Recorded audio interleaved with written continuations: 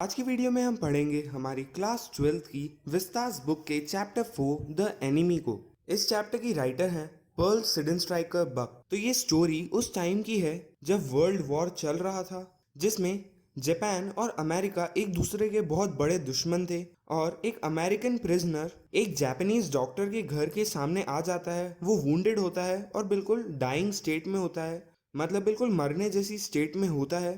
और तब उस डॉक्टर के पास ऑप्शन होता है कि या तो वो उस अमेरिकन प्रिजनर को आर्मी को सौंप दे, जैसे कि एक जापानीज सिटीजन को करना चाहिए था, या फिर वो उसे ऑपरेट करें, उसे ठीक करें, क्योंकि वो एक डॉक्टर भी थे और ये उनकी ड्यूटी थी।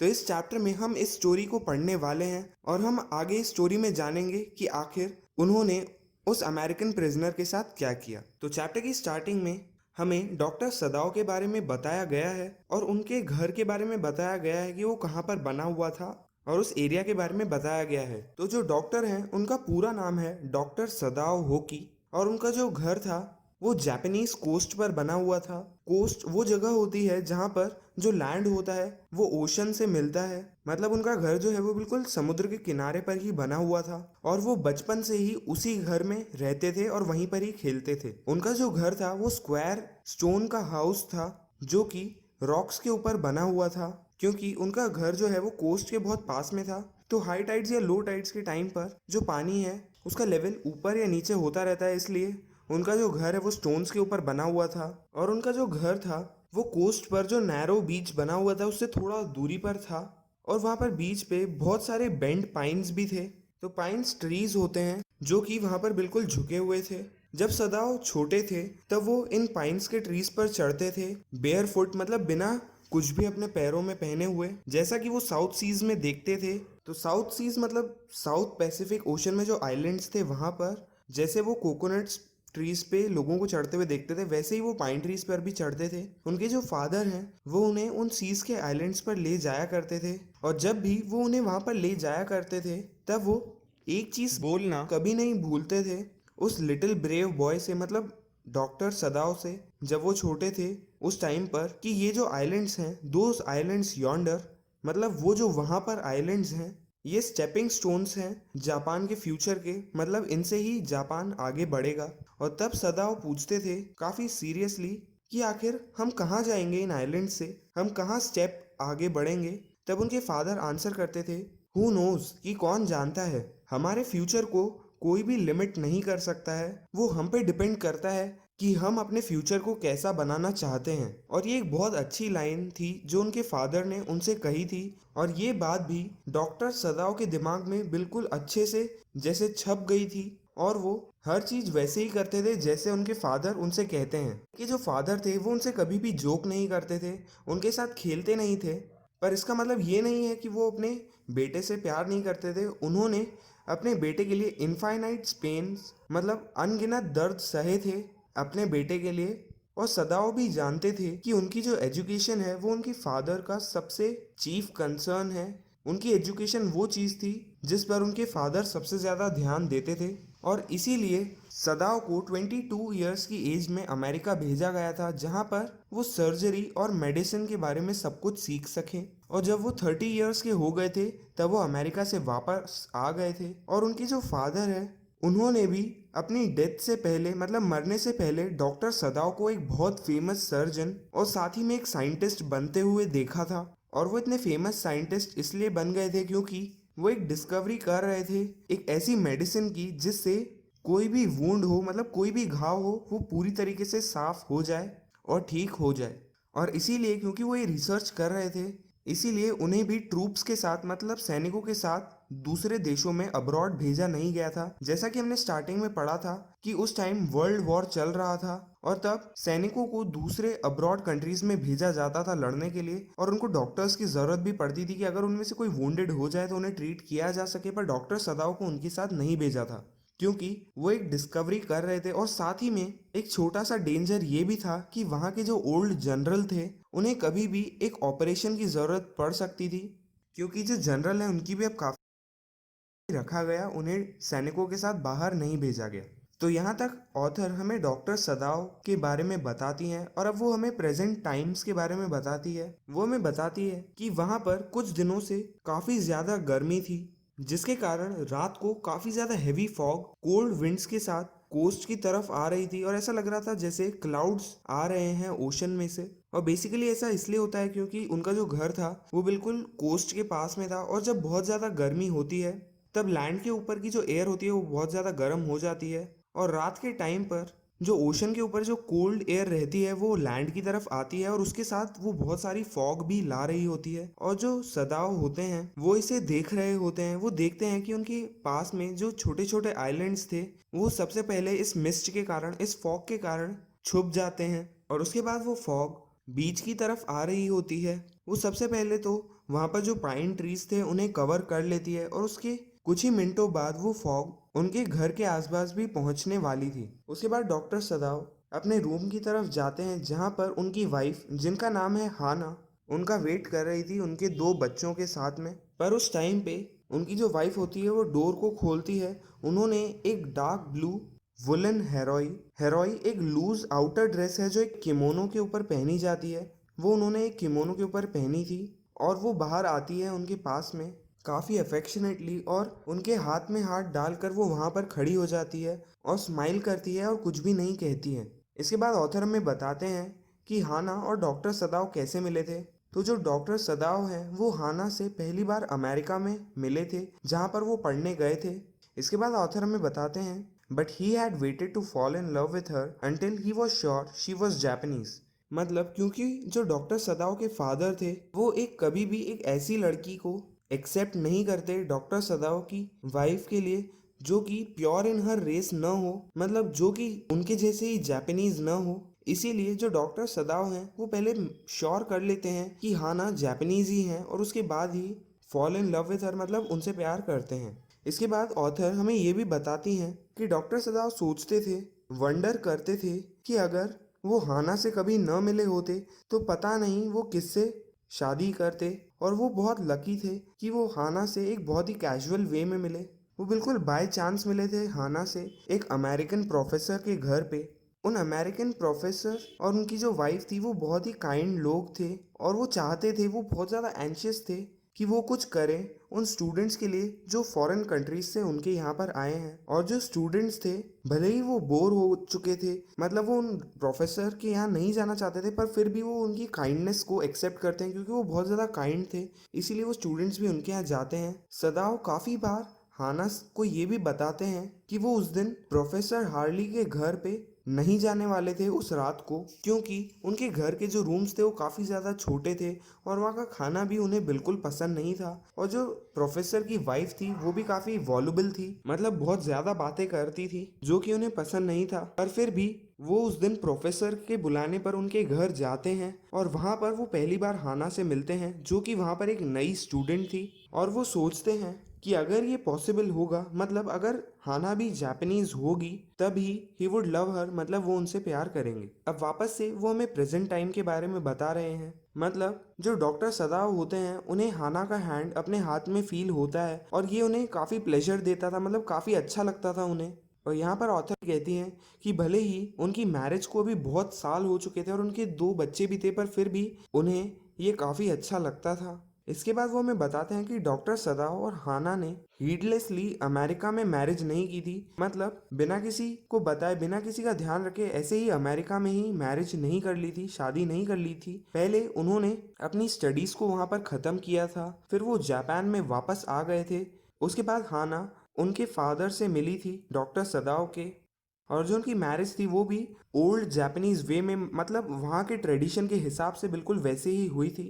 भले ही डॉक्टर सदाओ ने और हाना ने इन सब चीज़ों के बारे में पहले ही बात कर ली थी, पर फिर भी उन्होंने सारी चीज़ें ट्रेडिशनल वे में, मतलब सब चीज़ों को ट्रेडिशन के हिसाब से फॉलो करते हुए ही किया था और वो एक दूसरे के साथ बहुत खुश थे। इसके बाद जो हाना होती है वो अपना फेस डॉक्टर सदाओ के हाथ से टच करती है और उस टाइम पर वो दोनों देखते हैं कि वहाँ पर जो मिस्ट थी, वहाँ पर जो फॉग थी, उसमें से कोई बाहर आ रहा था। वो एक आदमी था जो कि flung up out of the ocean, मतलब ओशन से बाहर फेंक दिया गया, मतलब ओशन की जो वेव्स थी उनसे बहकर वहाँ पर आया था। flung, it seemed, to his feet by a breaker. He staggered a few steps, मतलब बहुत ही अनइवन मूवमेंट में, बहुत ही लड़खड़ाते हुए वो कुछ स्टेप्स आगे बढ़ता है। उसकी बॉडी की सिर्फ आउटलाइन ही दिख रही थी वहां पर मिस्ट में, मतलब फॉग में। उसने अपने जो हाथ थे वो अपने सर पर रख दिए थे, अपने सर के ऊपर रख रखे थे, मतलब जैसे वो अपने आप को प्रोटेक्ट करने की कोशिश कर रहा था। उसके बाद जो मिस्ट थी उसमें वो वापस से छुप जाता है, मतलब मिस्ट से वो कवर्ड हो जाता है। तभी हाना एकदम से कहती है, हु इज दैट, मतलब वो कौन था। इसके बाद वो डॉक्टर सदाव का हाथ छोड़ती हैं और फिर वो दोनों ही रेलिंग से आगे झुक कर देखते हैं अपने वरांडा में से, मतलब उनके घर का जो वरांडा था उसकी रेलिंग से वो झुक कर देखते हैं। और तब वो उन्हें वापस दिखाई देता है। वो क्रॉल कर रहा होता है अपने हाथों और अपने घुटनों से, और फिर वो देखते हैं कि वो अपने फेस पर गिर जाता है उस जगह पर। तभी डॉक्टर सदाव कहते हैं कि शायद ये एक फिशरमैन है, मतलब ये एक मछुआरा है जो कि अपनी बोट से गिर गया होगा और यहाँ पर वॉश होके आ गया होगा ओशन के साथ में। वो दोनों जल्दी से भाग कर जाते हैं। डॉक्टर सदाव सीढ़ियों से उतर कर जाते हैं और उनके पीछे हाना भी आती है। हर वाइट स्लीव्स फ्लाइंग, मतलब उन्होंने जो किमोनो पहन रखा था उसमें काफी वाइड स्लीव्स होती है, तो वो पीछे की तरफ उड़ रही थी जब वो दौड़ रही थी। इसके बाद ऑथर हमें बताती हैं कि उनके घर के 1 से 2 मील दूर कुछ फिशिंग विलेजेस थे, पर जहाँ पर उनका घर था वो एक लोनली कोस्ट था, मतलब वहाँ पर और कुछ नहीं था। और जो पास के विलेजेस थे वो भी 1 से 2 मील दूर थे। और उस कोस्ट पर बहुत सारे रॉक्स थे जो काफी डेंजरस थे, बहुत सारे पत्थर थे। The Surf beyond the beach was spiked with rocks, मतलब सर्फ का मतलब होता है वेव्स। तो जो वेव्स बीच की तरफ आती हैं वहाँ पर बीच पर भी बहुत सारे स्पाइक्ड रॉक्स थे, मतलब काफी तीखे पत्थर थे। पर किसी तरीके से वो जो आदमी था वो उन रॉक्स के थ्रू, मतलब उन रॉक्स के बीच से होते हुए वहां तक आ गया था। और वो सोचते हैं कि वो बहुत ज़्यादा ही बैडली इंजर्ड था क्योंकि वो बहुत ही डेंजरस जगह थी। ऐसा डॉक्टर सदाव सोचते हैं जब वो उस आदमी के पास आते हैं और उसे देखते हैं कि वो ज़रूर उन पत्थरों के कारण वुंडेड हो गया होगा, घायल हो गया होगा, क्योंकि उसके आसपास की जो सैंड थी उसमें जो एक तरफ की सैंड थी वो बिल्कुल रेड हो गई थी ब्लड के कारण। तभी एकदम सदाव जोर से कहते हैं, ही इज वुंडेड, मतलब ये घायल है। और वो जल्दी से उस आदमी के पास पहुंचते हैं जो कि वहां पर मोशनलेस पड़ा हुआ था, बिल्कुल भी हिल डुल नहीं रहा था। उसका जो फेस था वो सैंड की तरफ था और उसने एक पुरानी कैप भी पहनी हुई थी जो कि उसके सर में अटकी हुई थी और वो पानी से पूरी तरीके से भरी हुई थी। और उसने जो कपड़े पहन रखे थे वो भी बिल्कुल वेट रैग्स ऑफ गारमेंट्स जैसे थे।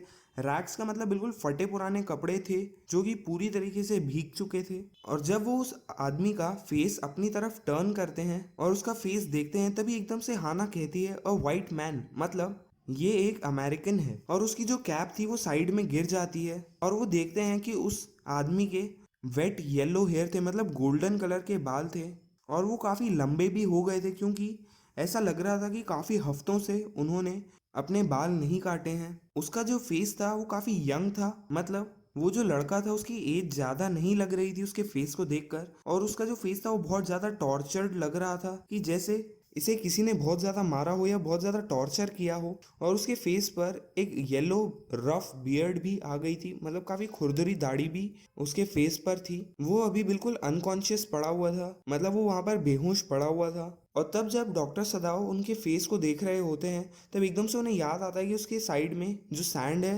वो बिल्कुल ब्लड में सोक्ड है, मतलब वहाँ पर बहुत ज़्यादा ब्लड है। तो उन्हें उस वूंड के बारे में ध्यान आता है।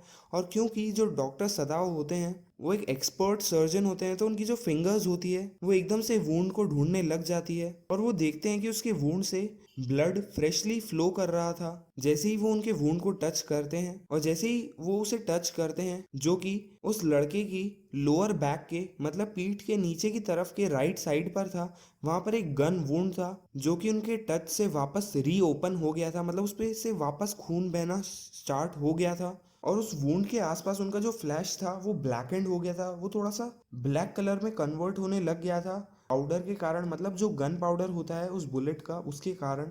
तभी डॉक्टर सदाव कहते हैं कि some time not many days ago, मतलब ज़्यादा दिन नहीं हुए हैं इस आदमी को ये गोली लगे हुए और किसी ने भी इस वुंड को ट्रीट नहीं किया है। इट इज़ नॉट टेंडेड, मतलब इसका ट्रीटमेंट भी नहीं हुआ है। और हो सकता है यहाँ पर जो रॉक्स हैं ये भी टकरा गए हों इस लड़के से और इस वुंड पे सीधा जाकर टकराए हों, जिसके कारण ये वुंड थोड़ा ब्लैक भी हो गया है। तभी हाना एकदम से कहती है, oh how he is bleeding, मतलब देखो इसमें से खून कैसे बह रहा है। और ये वो काफी सॉलम वॉइस में कहती है, मतलब काफी सीरियसली कहती है।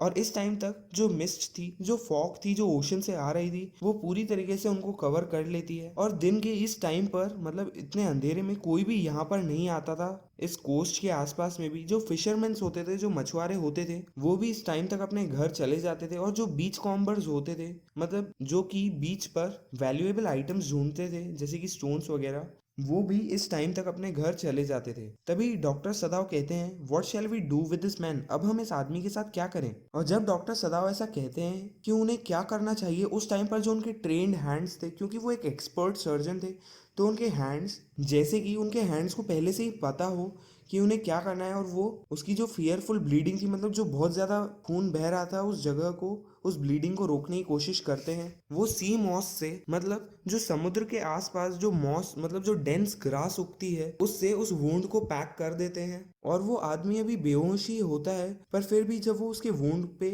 सी मॉस लगाते हैं, तब उसके फेस पर साफ देखा जा सकता था, the man moaned with pain, मतलब उनके फेस पर काफी पेन के एक्सप्रेशन थे, पर फिर भी वो जागते नहीं है। मतलब वो लड़का उठता नहीं है, वो अभी भी बेहोशी की हालत में ही रहता है। तभी सदाव अपने आप को ही आंसर करते हैं, अपने ही क्वेश्चन को आंसर करते हैं जो कि उन्होंने अभी पूछा था कि हमें इस आदमी के साथ क्या करना चाहिए। वो उसका आंसर कहते हैं कि जो सबसे बेस्ट थिंग होगी जो हम कर सकते हैं इस आदमी के लिए, कि हम इसे वापस से समुद्र में ही डाल दें। और अभी तक उसकी जो ब्लीडिंग है वो स्टॉप हो चुकी थी।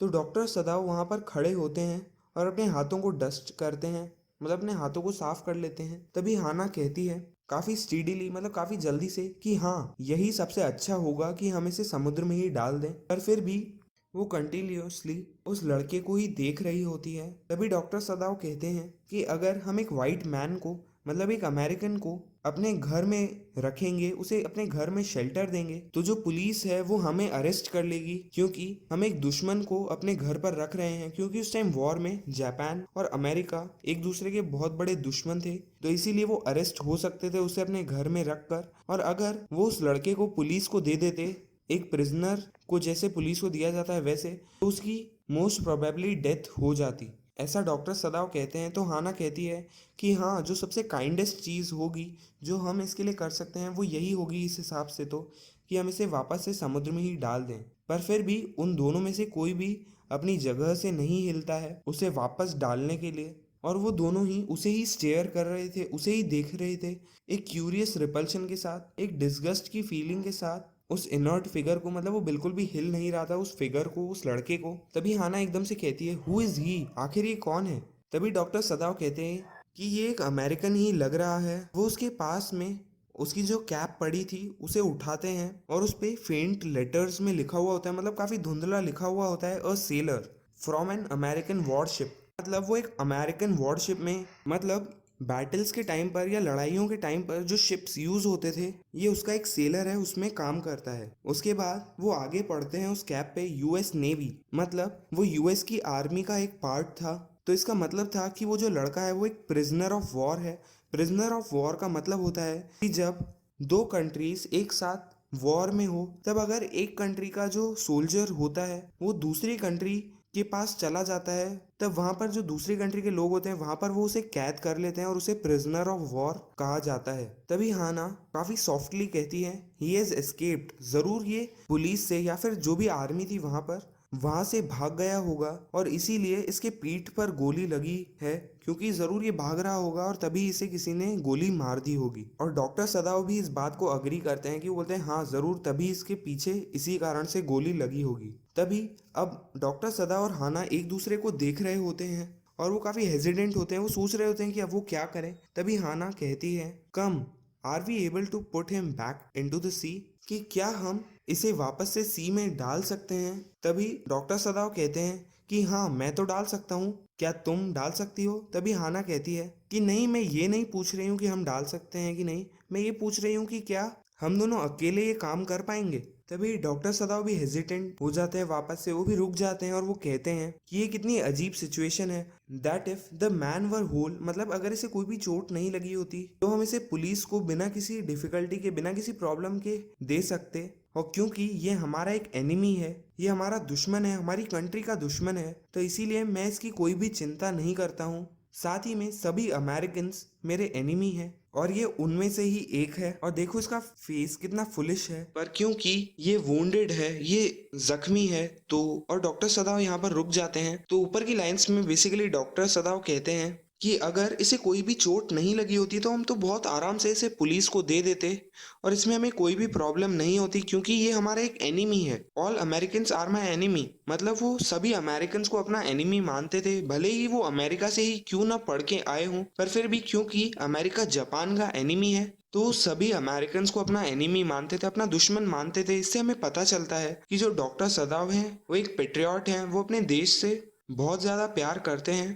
पर क्योंकि ये लड़का वुंडेड है, मतलब ये लड़का जख्मी है, और यहाँ पर डॉक्टर सदाव एकदम से रुक जाते हैं और हाना कहती है, इसी कारण से हम इसे वापस से ओशन में भी नहीं फेंक सकते, सी में भी नहीं फेंक सकते हैं। और हाना ऐसा इसलिए कहती है क्योंकि एक डॉक्टर की ड्यूटी होती है कि कभी भी किसी को भी मेडिकल ट्रीटमेंट की जरूरत हो तो एक डॉक्टर को उसे ट्रीट करना चाहिए। उसे ये नहीं देखना चाहिए कि वो कौन है, वो किस जगह से बिलोंग करता है, पर उसे हमेशा अगर किसी की लाइफ खतरे में है तो उसे सेव करना चाहिए। और फिर हाना कहती है तो अब सिर्फ एक ही चीज बचती है कि हम वापस से इसे अब अपने घर में लेकर जाएं। पर तभी सदाव पूछते हैं पर फिर सर्वेंट्स का क्या, मतलब हमारे घर में जो काम करते हैं, जो हमारे नौकर हैं, उनका क्या। तभी हाना कहती है कि हम सिंपली उनसे कह देंगे कि हम इसे यहाँ पर सिर्फ इसलिए लाए हैं कि हमारा इंटेंशन यही है कि हम इसे पुलिस को दे दें, हम यानी इसे पुलिस को ही देने वाले हैं, जैसा कि हमें करना भी चाहिए। और वो ये भी कहती है कि हमें इस टाइम पर अपने चिल्ड्रन और तुम्हारी पोजीशन, मतलब हमारे बच्चों और तुम्हारी पोजीशन, मतलब जो तुम्हारी रेपुटेशन है एक इतने बड़े सर्जन की और तुम जिस पोजीशन पे हो उसके बारे में सोचना चाहिए। अगर हम इसे अपने साथ रखते हैं तो इसके कारण ये सभी चीजें खतरे में आ जाएगी।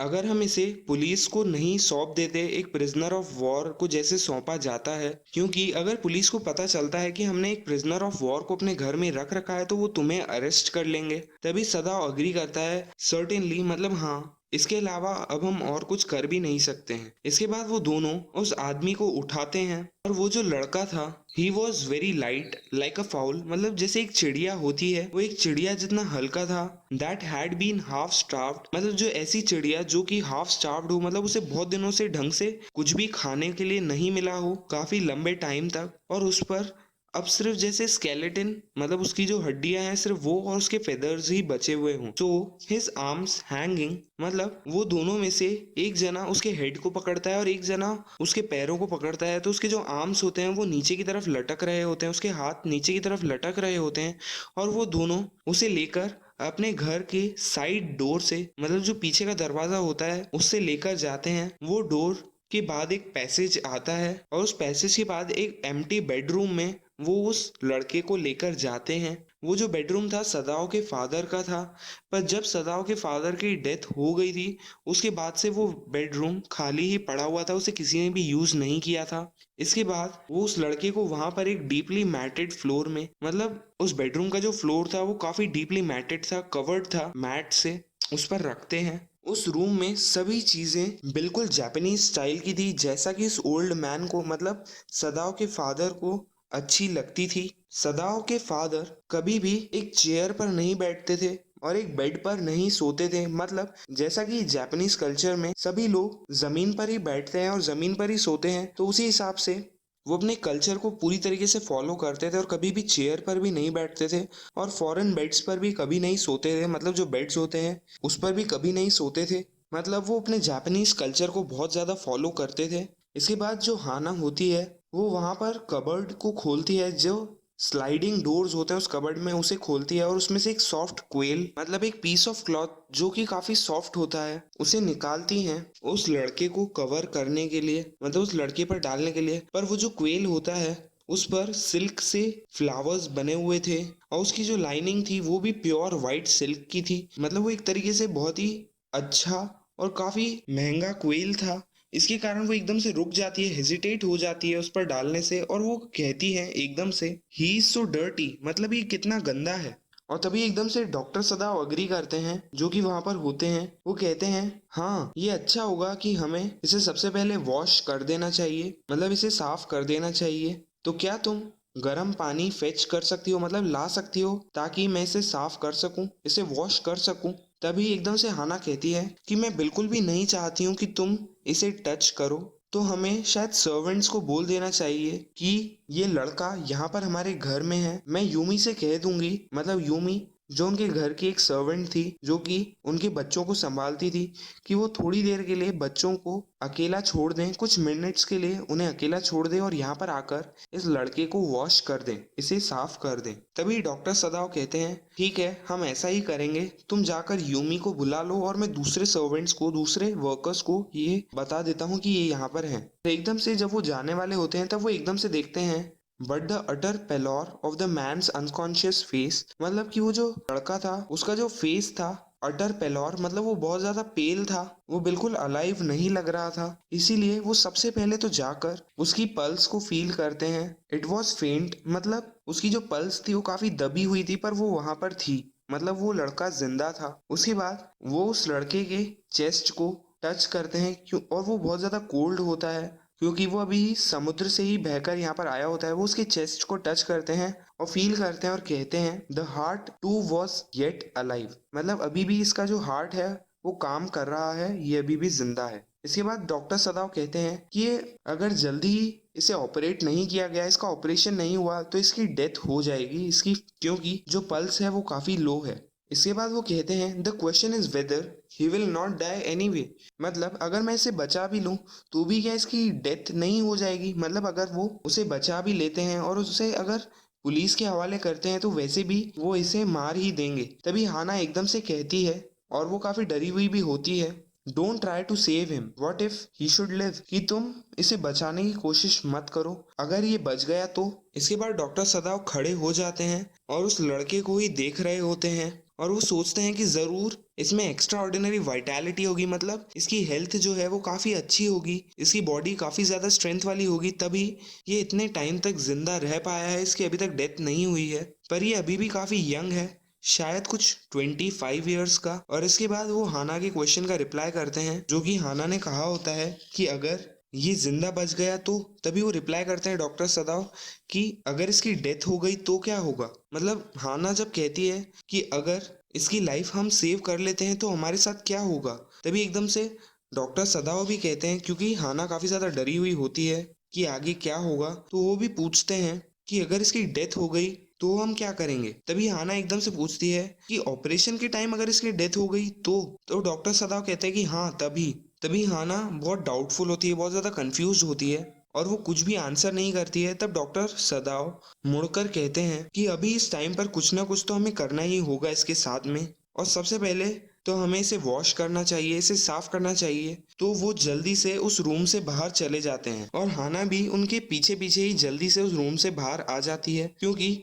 वो एक वाइट मैन के साथ, मतलब एक अमेरिकन के साथ एक रूम में अकेले रहना नहीं चाहती थी, क्योंकि वो भी बहुत ज्यादा हेट करती थी अपनी एनिमी कंट्री को। और ये पहला आदमी था जो हाना ने देखा था अभी तक अमेरिका को छोड़ने के बाद, और वो सोचते हैं कि अब उन दोनों का कोई भी लेना देना नहीं है उस कंट्री के साथ और उधर के लोगों के साथ में। और यहाँ पर तो ये लड़का उनका एक एनिमी है, अ मेनास लिविंग और डेथ, मतलब एक डेंजर है, भले ही ये जिंदा हो या इसकी डेथ हो जाए तब भी। तो इसी के साथ खत्म होती है हमारी आज की वीडियो, और इसके आगे के चैप्टर को हम नेक्स्ट पार्ट में कंटिन्यू करेंगे। तो अगर आपको ये वीडियो पसंद आई हो तो प्लीज़ इस वीडियो को लाइक करें, और